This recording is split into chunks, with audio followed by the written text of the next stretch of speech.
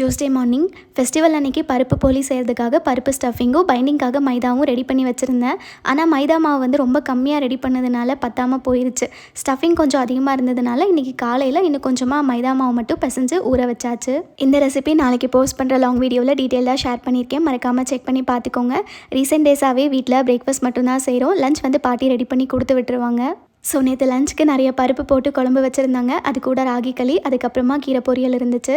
அப்புறம் காலையில் அம்மா வந்து கொஞ்சமாக ரசமும் வச்சுருந்தாங்க. இதுக்கப்புறம் சாப்பிடும்போது சூடாக ரைஸ் மட்டும் வச்சுக்கிட்டோம் அப்படின்னா லஞ்ச் வேலை முடிஞ்சிடும். எனக்கு பருப்பு போலி செய்கிறப்ப மட்டும் அதை மைதாவில் ஸ்டஃப் பண்ணி சுட்டு சாப்பிட்றத விட அந்த பூரணம் சாப்பிடவே செம்ம டேஸ்ட்டாக இருக்கும்.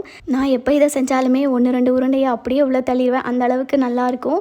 நீங்கள் யாரெல்லாம் இந்த பூரணம் அப்படியே சாப்பிட்டுருக்கீங்கன்னு சொல்லி மறக்காமல் கமெண்ட்ஸில் ஷேர் பண்ணுங்கள். அதே மாதிரி இதோட டேஸ்ட் இன்னும் நல்லா என்ஹான்ஸ் பண்ணுறதே நெய் தான். ஸோ நல்லா சூடாக சுட்ட உடனே அதுக்கு மேலே நெய் தடவி சாப்பிட்டோன்னா ஆஹா சூப்பராக இருக்கும். இந்த ஸ்வீட் யாருக்கெல்லாம் பிடிக்கும் மறக்காமல் கமெண்ட்ஸில் அட்டனன்ஸை போடுங்க.